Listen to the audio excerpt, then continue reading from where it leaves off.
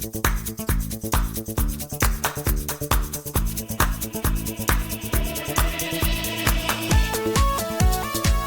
Hello friends, நான் உங்கள் எஸ்கேயே பேசுகிறேன். இன்னைக்கு நாம் பேச போகிறது உலகத்தில் யாருமே எதிர்பார்க்காத மிக முக்கியமான விஷயங்கள். உலகம் இந்தியாவை எப்படி பார்க்குதுன்னு, அந்த பார்வையே கடந்த 5 வருடங்களில் எப்படி மொத்தமாக மாறிடுச்சு அப்படின்னு பார்க்க போகிறோம். ஆனால் அதுக்கு முன்னாடி எல்லாருக்குமே ஒரு கேள்வி. உலக அளவில் இன்னைக்கு பிரான்ஸ் எப்படிப்பட்ட ஒரு நாடுன்னு தெரியுமா? உலகத்தில் டாப் 5 டிஃபென்ஸ் மேனுஃபேக்சரர்ஸ். ரஃபாலை ஃபைட்டர் ஜெட் பண்ணுறது, நியூக்ளியர் சப்மரைன்ஸ் பண்ணுறது, ஐரோப்பாவுடைய மிலிட்டரி பேக்போனில் பிரான்ஸோடைய ஒரு பெரிய பங்கு இருக்குது. இந்த பிரான்ஸுடைய சொந்த ராக்கெட் சிஸ்டம் பேரு M270 MLRS. அவங்களே அதை ரொம்ப அதிகமாக, ஐரோப்பிய நாடுகளே ரொம்ப அதிகமாக நம்பி யூஸ் பண்ணுற ஒரு சிஸ்டம். இப்போ அந்த பிரான்ஸ் இந்தியா கிட்ட வந்து Pinaka multi barrel rocket system வாங்கணும், எங்களுக்கு நீங்கள் தரணும் அப்படின்னு சொல்கிறது ஒரு சாதாரண விஷயமா? நீங்கள் சொல்லுங்கள். ஏன் வாங்குதுன்னு பார்த்தா, பிரான்ஸுடைய M270 MLRS உடைய ரேஞ்ச் வெறும் 45 கிலோமீட்டர்ஸ். ஆனால் இந்தியாவுடைய பினாக்காவுடைய ரேஞ்ச் 90 to 100 கிலோமீட்டர்ஸ், 2 மடங்கு. அதோடைய ஸ்பீட் 5 மேக். டிப்ளாய்மெண்ட் முழுக்க மொபைல், ரொம்ப வேகமாக ஏதாவது ஒரு வெஹிக்கிளில் வச்சே பார்டரில் கொண்டு போய் டிப்ளாய் பண்ணிட முடியும். 30 to 40 செகண்ட்ஸில் 12 ராக்கெட்ஸ் லான்ச் பண்ண முடியும். மை டியர் ஃப்ரெண்ட்ஸ், வெறும் 30 செகண்ட்ஸில் 12 ராக்கெட்ஸ் லான்ச் பண்ண முடியும். பிரான்ஸுடைய இன்ஜினியர்ஸ் இந்தியாவுடைய இந்த வெப்பன் டெஸ்ட் பண்ணி பார்த்து அதிர்ச்சி ஆயிட்டாங்கன்னு ஒரு ரிப்போர்ட் இருக்கு. இந்த ஒரு ரெகக்னிஷன், இது இந்தியாவுக்கு என்ன அர்த்தம் அப்படின்னு நீங்கள் யோசிக்கணும்.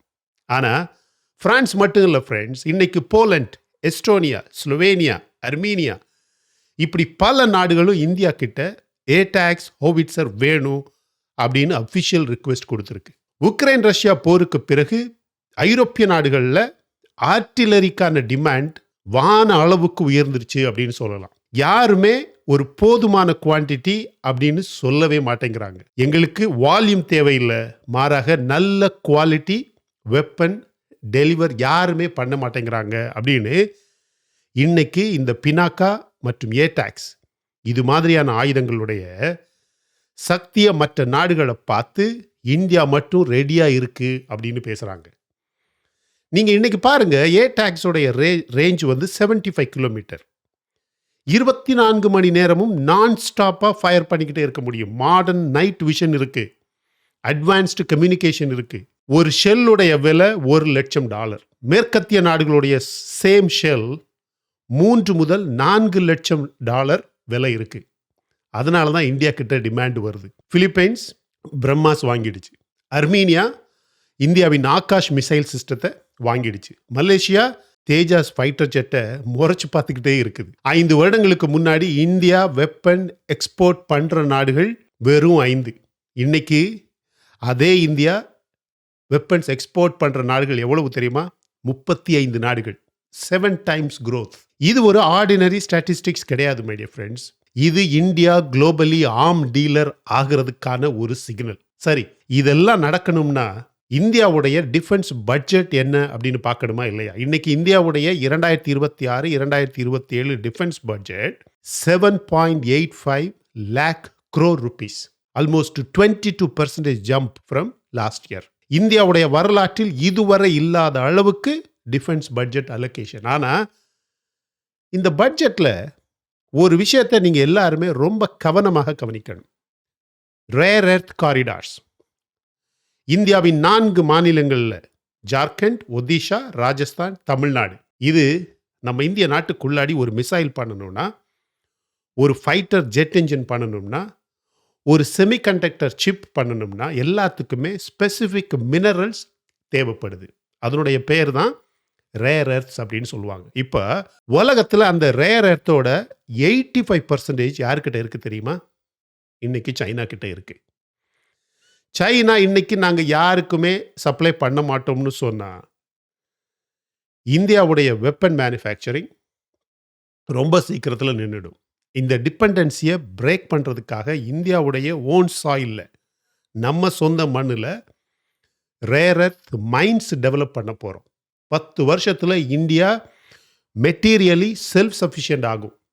அதற்கான எல்லா ஆதாரங்களும் இந்தியா நாட்டுக்குள்ளாடி இருக்கு. அதற்கான எல்லா இயற்கை வளங்களும் நம்ம நாட்டுக்குள்ளாடி இருக்கு. ஸோ இன்னும் 2-3 நாட்கள்ல நம்ம பிரதமர் சைலண்டா இஸ்ரேல்ல ஒரு விசிட் பண்ண போறாரு. கோல்டன் ஹொரைசான் மிசைல் சிஸ்டம் இந்தியாவுடைய சுகாய் Su-30 MK ஏர்கிராஃப்டில் மவுண்ட் ஆகும். இதனுடைய ரேஞ்ச் என்ன தெரியுமா? 800 கிலோமீட்டர்ஸ் ஸ்டாண்ட் ஆஃப்.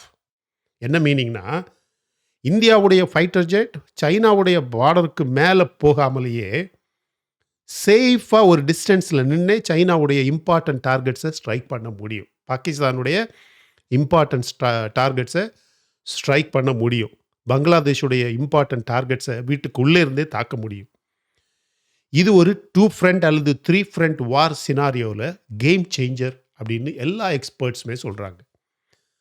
ஆனால் இங்கே ஒரு விஷயம் நீங்கள் நேர்மையாக, நாம் எல்லாருமே ஒரு நேர்மையாக ஒரு விஷயத்த சொல்லி ஆகணும் ஃப்ரெண்ட்ஸ்.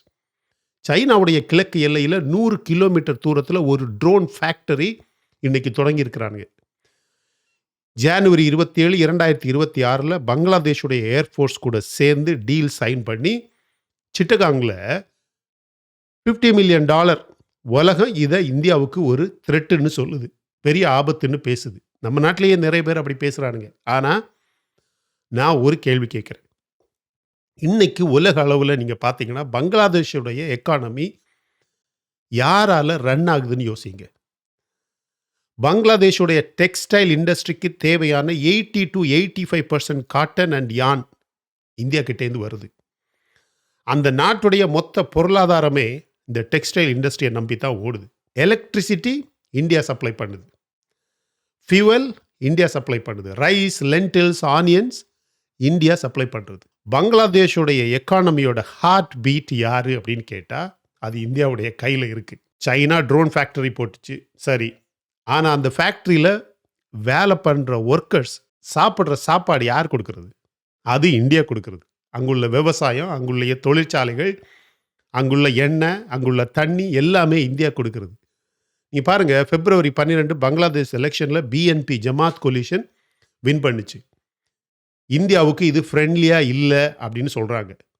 பாகிஸ்தான், பங்களாதேஷ் இவங்க 2 பேரும் சேர்ந்து பங்களாதேஷ் பாகிஸ்தான் கிட்ட JF-17 ஃபைட்டர் ஜெட் விற்கணும், வாங்கணும் அப்படின்லாம் பேச்சுவார்த்தை நடக்குது. 2.2 பில்லியன் டீல். JF-17 என்பது சைனா டிசைனில் பாகிஸ்தான் லேபலில் வரக்கூடிய ஒரு வெப்பன். அவனுங்க ஸ்டிக்கரை போட்டு வரக்கூடிய ஒரு வெப்பன். ஆனால் ஃப்ரெண்ட்ஸ், 1971 இருந்து பங்களாதேஷை பாகிஸ்தான் கிட்ட இருந்து காப்பாற்றுறது யாரு? இந்தியா. அந்த ஒரு ஹிஸ்டாரிக்கல் ஃபேக்ட் இந்தியாவுக்கு எப்பவுமே ஒரு மாரல் அத்தாரிட்டி கொடுக்குது. அதனால நம்ம ஜெய்சங்கர் டிசம்பர் 31, 2025 டாக்காவில் ஒரு ஸ்மார்ட் மூவ் போட்டார்.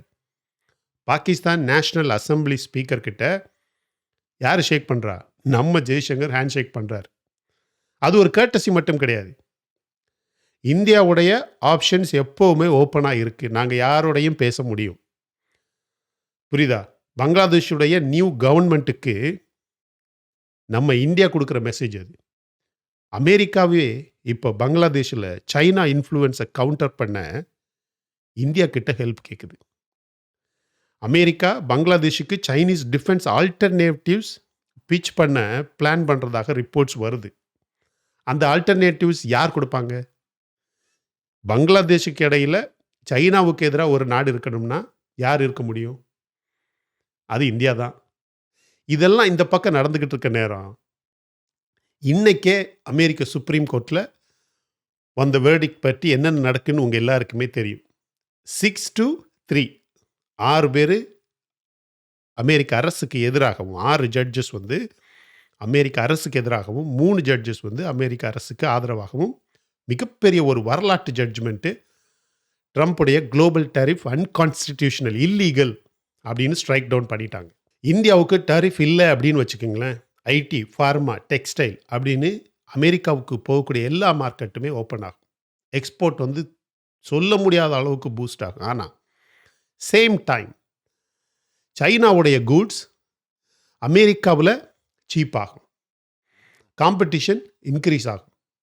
இந்தியாவுடைய ஸ்மார்ட் மூவ் என்னன்னா, அமெரிக்காவுடைய ஒரு சிங்கிள் மார்க்கெட்டை நாம் நம்பி இல்லாமல் Europe union, Middle East, Asian, Africa எல்லாத்துலேயும் இந்தியா ட்ரேட் எக்ஸ்பேண்ட் பண்ணுது. இன்னைக்கு பிரேசில் கூட நடந்த விஷயம் எல்லாம் உங்களுக்கு தெரியும். ஜெய்சங்கரோடைய foreign policy and philosophy exactly இதுதான் my dear friends. Strategic autonomy, யாரையும் ஃபுல்லாக ட்ரஸ்ட் பண்ணி நம்பி இல்லாமல் எல்லாரோடையுமே என்கேஜ் பண்ணுறது. சைனாவுடைய வெப்பன் யாரும் வாங்க மாட்டேங்கிறாங்க, குவாலிட்டி குறைவு அப்படின்னு கம்ப்ளைண்ட்ஸ் வந்துக்கிட்டே இருக்குது. ரஷ்யாவுடைய வெப்பன்ஸ் உக்ரைன் வாரில் அதிகமான வெப்பன்ஸ் வந்து சந்தேகப்படும் அளவுக்கு ரெப்புடேஷன் டேமேஜ் ஆயிடுச்சு. அமெரிக்காவுடைய ஆயுதங்கள் எதிர்பார்க்காத அளவில் எக்ஸ்பென்சிவ். இந்த கேப்பில் இந்தியா இருக்குது.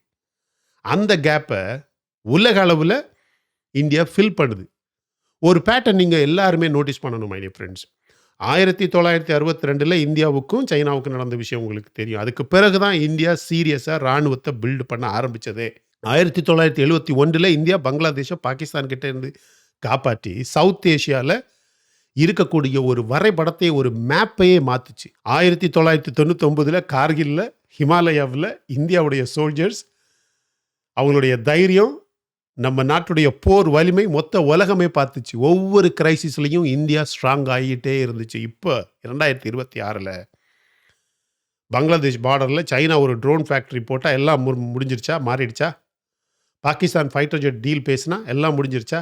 அமெரிக்க சுப்ரீம் கோர்ட் இப்போ அந்த போட்டிருக்க ஆர்டர், டரிஃப் ட்ராமாவும் சரி, இதெல்லாம் பார்த்து மொத்த உலகமுமே பாகிஸ்தானையும் பார்க்குது, பங்களாதேஷையும் பார்க்குது, சைனாவையும் பார்க்குது, அமெரிக்காவையும் பார்க்குது, இந்தியாவையும் பார்க்குது. ஒரு சில பேர் இந்தியா வீக் ஆகிடுச்சு அப்படின்னு பேசுவாங்க. ஆனால் இந்தியாவுடைய ரெஸ்பான்ஸை நீங்கள் பாருங்கள்.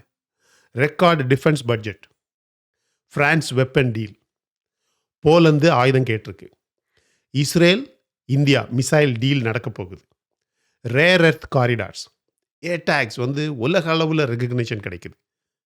இன்னும் 3 வருடங்களில் 2030 India third largest economy, 5.5 trillion, அதாவது உலக அளவில் ஃபாஸ்டஸ்ட் க்ரோயிங் எக்கானமி. ஏஎம்சிஏ இந்தியாவுடைய ஓன் ஸ்டெல்த் ஃபைட்டராக இருக்கும். 2028 இன்னும் 2 வருடங்களில் இந்தியாவின் first AMCA 5.5 generation fighter jet வந்து இந்தியாவில் பறக்கும். பிரம்மாஸ் ஹைப்பர்சானிக் மேக் 8 ஸ்பீடில் அடுத்த வருஷம் இந்தியாவில் ஆப்ரேஷனல் ஆகும். நீங்கள் பாருங்கள், INS Arihant nuclear submarine already run ஆகிட்டுருக்கு.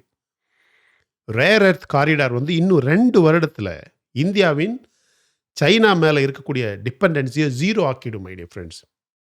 இந்த பிக்சரை நீங்கள் பாருங்கள். இது எவனுடைய த்ரெட்டோட ஸ்டோரி கிடையாது, இது வீக்னஸ் ஸ்டோரி கிடையாது, இது இந்தியாவுடைய ஒரு ரைஸ் ஆகக்கூடிய ஸ்டோரி.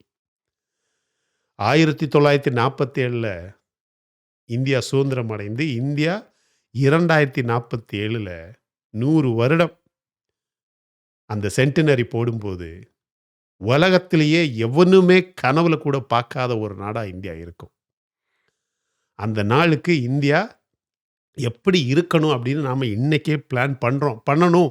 சைனா உலக அளவில் மிகப்பெரிய ஒரு பேஷியன், பொறுமையான செஸ் பிளேயர் அப்படின்னு சொல்கிறாங்க. ஆனால் இந்தியா ஸ்ட்ராங்காக இந்தியாவில் வாழ்ந்துக்கிட்டு இருக்கிறோம்.